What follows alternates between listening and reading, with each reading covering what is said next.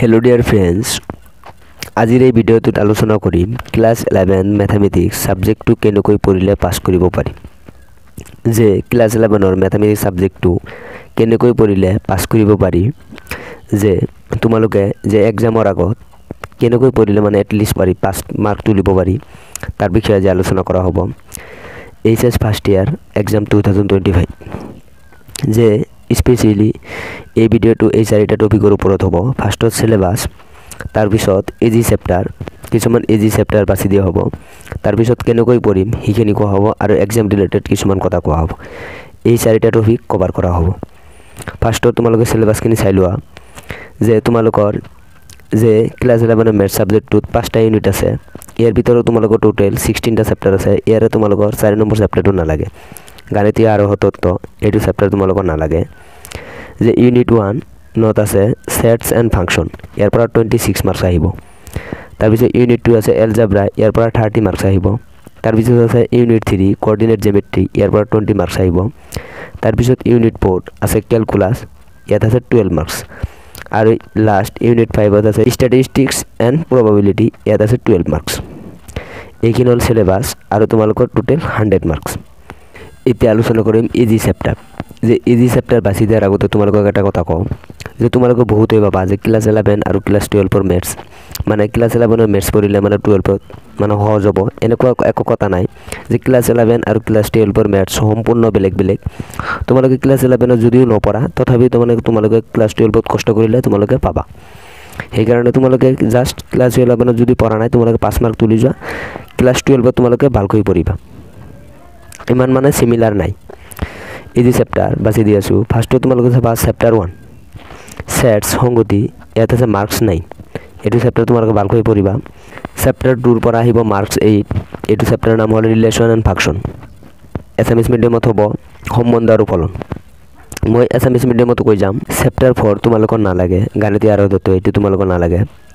তাৰপিছত চাবা chapter 6 marks আছে 4, লিনিয়াৰ ইনইকুৱালিটিজ, এইটো হ'ল ৰৈখিক অসমবিকা, এইটো তোমালোকে চাবা। এইটো মানে গ্ৰাফ আপলোড কৰিব লাগে, এইটো তোমাৰ 4 মাৰ্কস, এটা ধুনীয়াকৈ পাবা।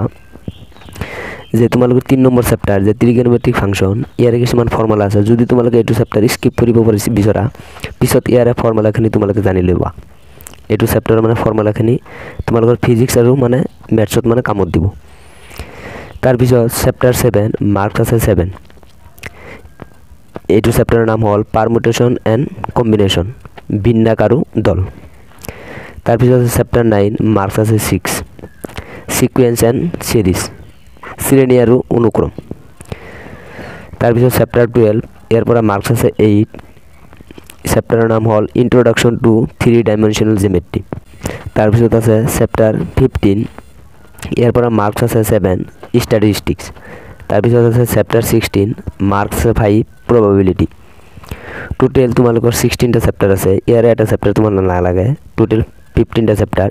ইয়াৰ তোমালোকে 8 চেপ্টাৰ মানে কভাৰ কৰিবা, এইকেইটা ইজি চেপ্টাৰ হয়, এইখিনি তোমালোকে কমপ্লিট কৰিবা, আৰু মাৰ্কস আছে 54। এইখিনি যদি তোমালোকে কভাৰ কৰা মাৰ্ক পাবা 54 মাৰ্কৰ এনসাৰ কৰিলে তোমালোকে এটা 40 মাৰ্কস পাবাই।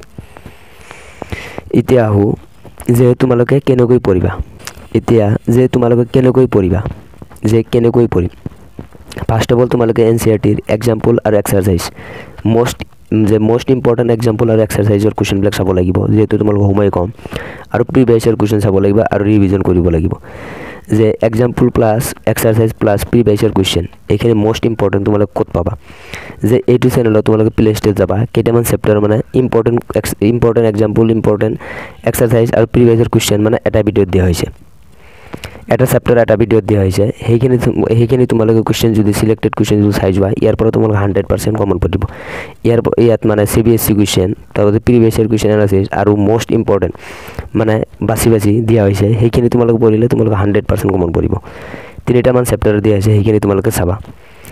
তাৰপিছত লাষ্ট হ'ল এক্সাম ৰিলেটেড কিছুমান কথা কোৱা হ'ব, যে তোমালোকে ভয় নাখাবা, কনফিডেন্স লৈ যাবা, তোমালোকে পাৰিবা।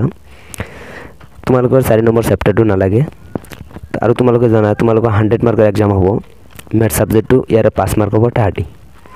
Thank you all of U.